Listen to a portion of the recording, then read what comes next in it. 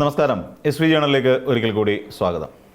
നമ്മുടെ കെ മുരളീധരൻ ആരോഗ്യവകുപ്പ് മന്ത്രി, അദ്ദേഹത്തിൻ്റെ ഒരു അവസ്ഥയെക്കുറിച്ച് നമുക്ക് പലപ്പോഴും വല്ലാത്ത ഒരു പ്രശ്നം തോന്നാറുണ്ട്. കാരണം അദ്ദേഹം ചിലപ്പോഴൊക്കെ നല്ല കൊമേഡിയൻ ആയിരിക്കും, ചിലപ്പോഴൊക്കെ അദ്ദേഹം നല്ല ഒരു വ്യക്തിയായിട്ട് നമുക്ക് തോന്നാറുണ്ട്, ചിലപ്പോഴൊക്കെ അദ്ദേഹം നല്ലൊരു നേതാവായി നമുക്ക് തോന്നാറുണ്ട്.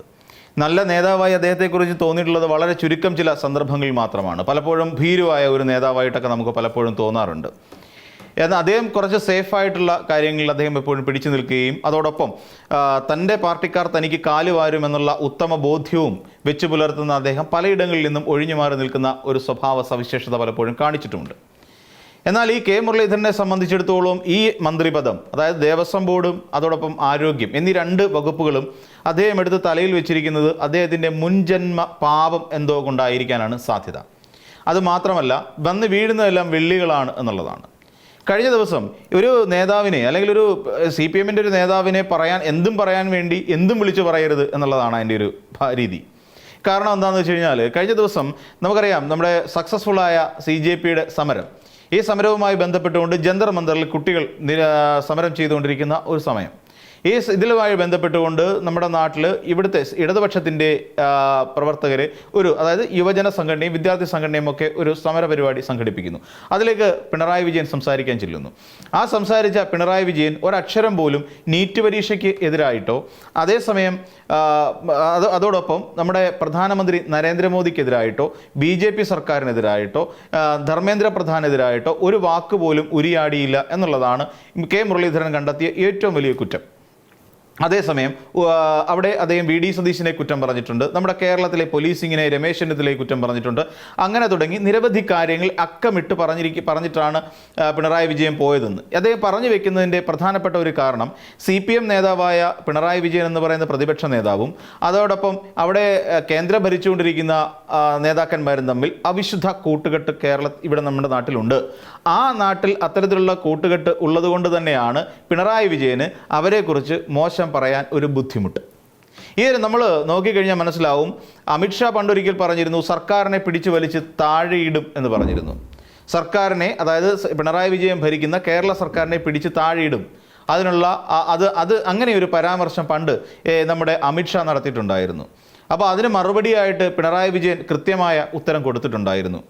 അങ്ങനെ അത് വലിച്ച് നമ്മുടെ സർക്കാരിനെ പിടിച്ച് താഴെയിടാൻ മാത്രം ആരോഗ്യമൊന്നും തടിക്കില്ല എന്ന് പറഞ്ഞിട്ടുണ്ടായിരുന്നു. കൃത്യമായ മറുപടി തന്നെയാണ് പറഞ്ഞിരുന്നത്. അതോടൊപ്പം തന്നെ നമുക്കറിയാം, ഇപ്പോൾ ജന്തർ മന്ദറിൽ സമരം ഇരിക്കുന്ന സമയത്ത് VD സതീശൻ എന്ന് പറയുന്ന നമ്മുടെ മുഖ്യമന്ത്രി ആ സമരപ്പന്തലിൽ എങ്ങനെയാണ് ഇരുന്നത് എന്ന് ഈ കെ മുരളീധരൻ എന്ന് പറയുന്ന നേതാവ് കണ്ടിരുന്നോ? കണ്ടിട്ടേ ഇല്ലല്ലോ. അപ്പോൾ അതൊന്ന് നന്നായി കണ്ടു നോക്കുക.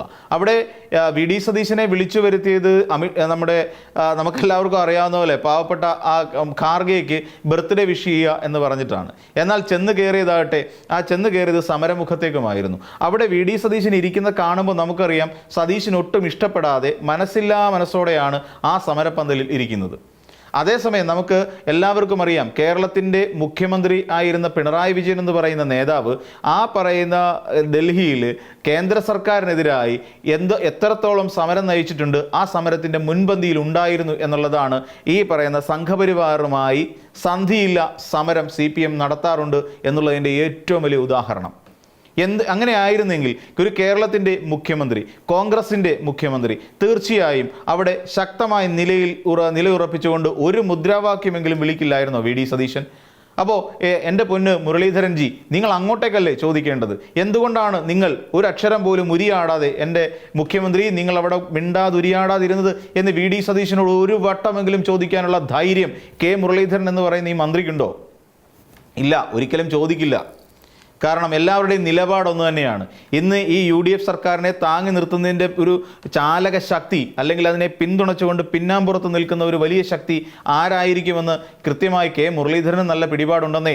അത് BJP തന്നെയാണ്.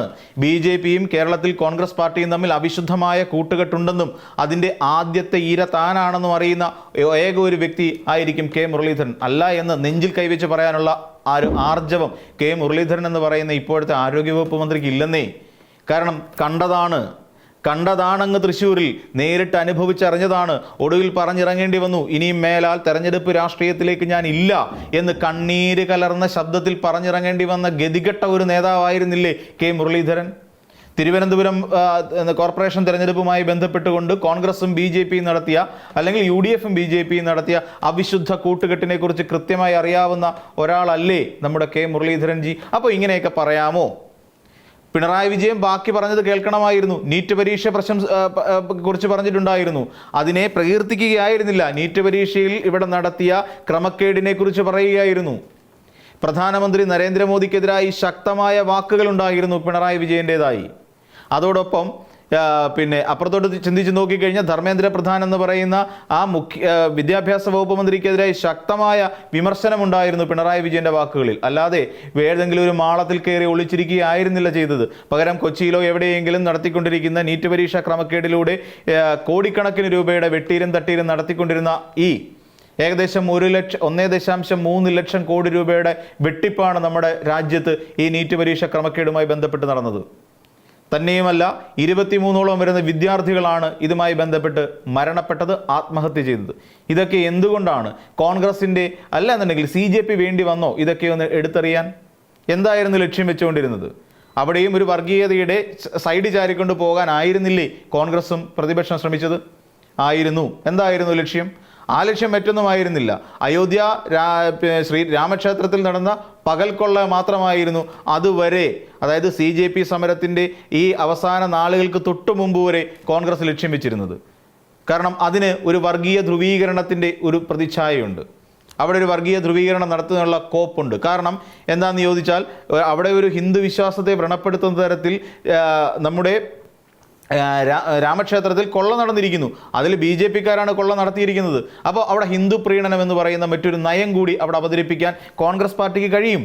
അപ്പോൾ അതുകൊണ്ട് മാത്രമാണ് കോൺഗ്രസ് പാർട്ടി ഇതുവരെ അതിന് പിന്നാലെ പോവുകയും. പക്ഷേ എന്നാൽ രാജ്യം മുഴുവൻ ശ്രദ്ധ മാറ്റി, അല്ലെങ്കിൽ ശ്രദ്ധ കേന്ദ്രീകരിച്ചു കൊണ്ടിരുന്നത് CJP സമരത്തിലാണെന്ന് വളരെ കൃത്യമായി മനസ്സിലായതോടുകൂടി ഈ KC വേണുഗോപാലും രാഹുൽ ഗാന്ധിയും കൂടെ ചേർന്നിട്ട് പ്ലേറ്റ് തിരിച്ചിട്ട് നേരെ CJP സമരത്തിന് പിന്തുണ എന്നുള്ള രീതിയിൽ, അല്ലെങ്കിൽ ഈ പറയുന്ന നമ്മുടെ ഇദ്ദേഹം, അതായത് ധർമ്മേന്ദ്ര പ്രധാൻ രാജിവെക്കണമെന്നുള്ള ആവശ്യം ഉയർത്തിക്കൊണ്ട് സമരത്തിനിറങ്ങുന്നു. ഇതാണ് ശരിക്കും പറഞ്ഞ രാജ്യത്ത് കണ്ടത്.